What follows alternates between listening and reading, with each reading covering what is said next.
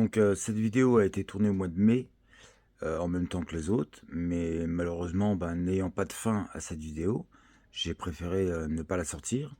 Mais voyant que ça a l'air d'intéresser quand même pas mal de monde et puis que la vidéo est peut-être intéressante quand même, là maintenant, au mois d'octobre, je refais une vidéo avec les rushs que j'avais fait au mois de mai. Donc malheureusement, la vidéo n'a pas de fin. Donc c'est vrai que là, ça va se terminer bêtement. Mais je vous prie de m'en excuser et c'est comme ça, voilà, bonne vidéo quand même. Alors bonjour, bienvenue. Donc la vidéo là fait suite à ma vidéo sur 1,4 litre HDI, capteur haute pression et vilebrequin. Donc là j'ai foutu un sacré bordel. Donc là ce matin j'ai testé les fils avec le testeur, j'ai mis une rallonge pour aller jusqu'au capteur vilebrequin. J'ai testé tous les fils qui vont jusqu'à la prise du calculateur. Et tous les fils étaient bons quoi. Enfin en tout cas il y avait de l'intensité est passée partout. Donc je me suis dit je vais aller voir du côté du BSM parce que en fait il est possible que, parce que tout passe par là aussi, donc il est possible que c'est là que ça merdait. Et alors je vous mets quelques photos de ce que j'ai trouvé en démontant.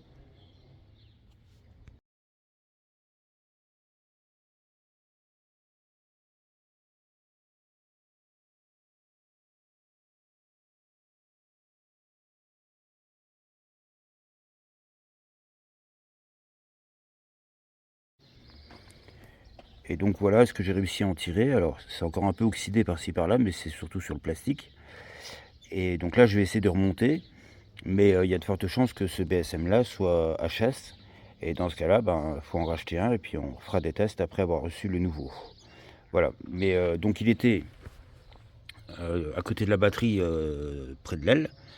Et normalement, il y a un cache qui le protège. Et là, il n'y a plus rien, plus de cache, plus rien. Donc c'est sûr que si l'humidité rentre là-dedans, ça peut pas marcher. Donc je remonte tout et on fait un essai. Donc tout est bien remonté. Et puis comme je m'y attendais un peu, ça marche pas. Donc je pense qu'on va peut-être acheter un BSM. Parce qu'à mon avis, le souci vient de là. Voilà, donc dès qu'il arrive, je continue la vidéo. Alors après les quelques images que vous venez de voir, en fait j'ai fait appel au dieu du diagnostic, donc Greg. Et j'ai fait quoi là. Et en fait donc je lui ai envoyé les photos que vous avez vues certainement. Et il me dit mais envoie-moi les défauts. Alors ce que j'ai fait en fait, je lui ai envoyé simplement les défauts. Je voulais lui envoyer les défauts que moi qui m'intéressaient moi, donc les défauts moteurs. Puis je me suis dit je vais lui envoyer tout quoi. Et en lui envoyant tous les défauts, il y en avait un, c'était défaut habitacle, un truc comme ça. Et il m'avait pas intéressé celui-là. Et pourtant j'aurais dû, parce que quand je lui ai envoyé, là je l'ai regardé, et c'était marqué défaut transpondeur. Donc en fait ça veut dire que la clé n'est pas reconnue par la voiture. Donc là en fait j'ai...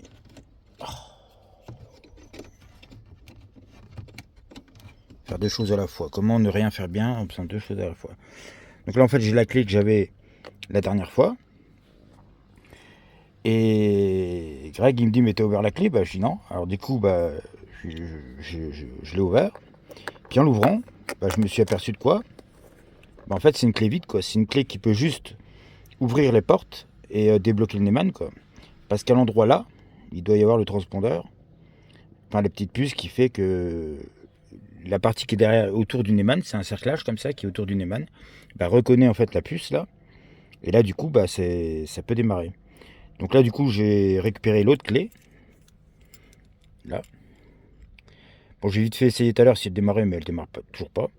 Donc là, je vais refaire un diag et puis on va voir si ce coup-ci ça marche mieux ou pas. J'avais remis la batterie en charge tout à l'heure parce que je crois qu'elle était un peu limite. Alors, je voudrais pas que ça déconne à cause de ça. Alors, Citroën. Bon, je pense que je vais peut-être faire une coupure parce que c'est un peu long quand même.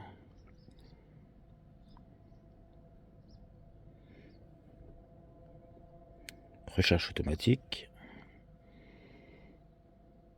Alors là, je voudrais bien voir surtout si j'ai encore le défaut parce que vu que la clé elle est là, je vais la mettre sur le contact d'ailleurs pour mettre le contact.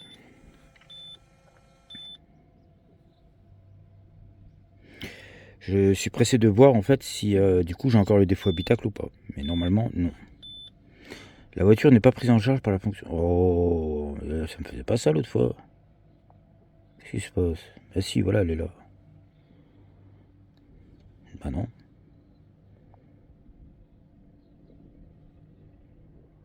Mais ça va tomber celle-là.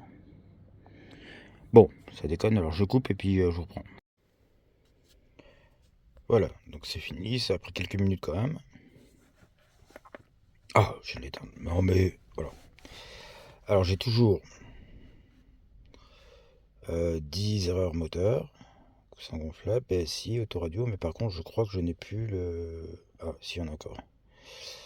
Module au volant, panneau de commande, je crois que c'était ça. Très... Alors, lire.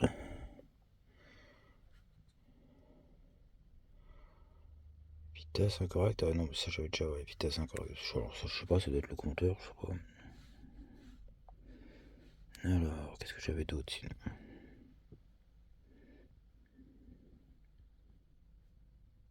Autoradio. Clim, ouais. Affichage. Ça, je me demande si c'est pas l'écran qui est en haut là. Je pense que c'est peut-être ça, l'affichage.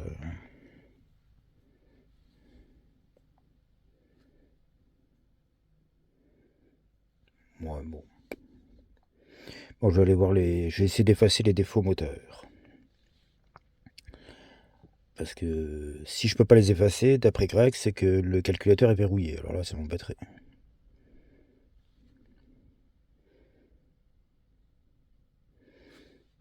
Lire. Alors. Débitmètre. Bon, ça, je l'avais déjà l'autre fois. Alors, moi, j'ai débranché. Alors, je pensais que c'était peut-être à cause de moi. Moteur vitesse signal. Donc, ça, je pense que c'est le capteur vilebrequin, mais je suis pas sûr. Mais là, normalement, tout est bon. Préchauffage, je m'en fous. Ça, le problème, c'est que je m'en fous. Et en fait, des fois, bah, c'est en rapport, quoi. Alors, température gasoil. Ça, c'est important. Mais pourtant, ça a l'air d'être pas mal, quoi. Signal capteur de température d'admission. Bah, ça, c'est dans le. C'est pareil que le premier. Ah. Communication cam. Ça, c'est l'ABS. Ouais, on s'en fout. Mais on s'en fout de tout avec moi, quoi. Signal de vitesse. Alors ça c'est peut-être le coup, je sais pas. Pression gasoil. Donc ça c'est capteur de pression. Capteur haute pression. Mais normalement c'est bon. Bon. Bah voilà, j'ai rien de plus que l'autre fois. Pourquoi ça zoome? Ah, il y a le soleil qui revient. Bon, je vais essayer d'effacer. Effacer les codes erreurs.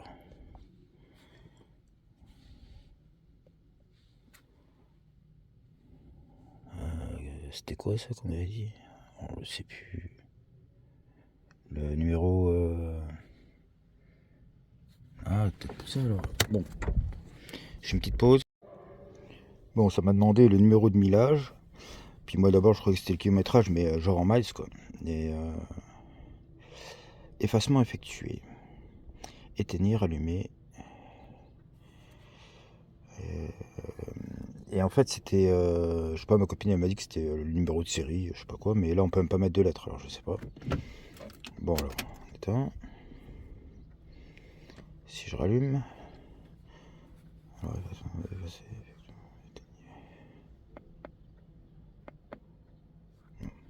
ok.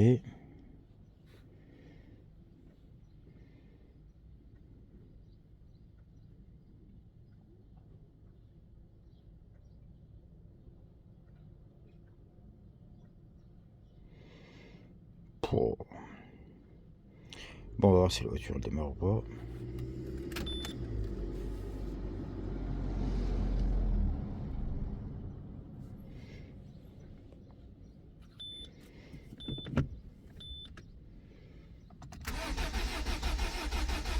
Eh non. J'ai quand même l'impression qu'il y a un problème de batterie, moi. Bon, bah je ne sais pas. Je suis quand même pas doué.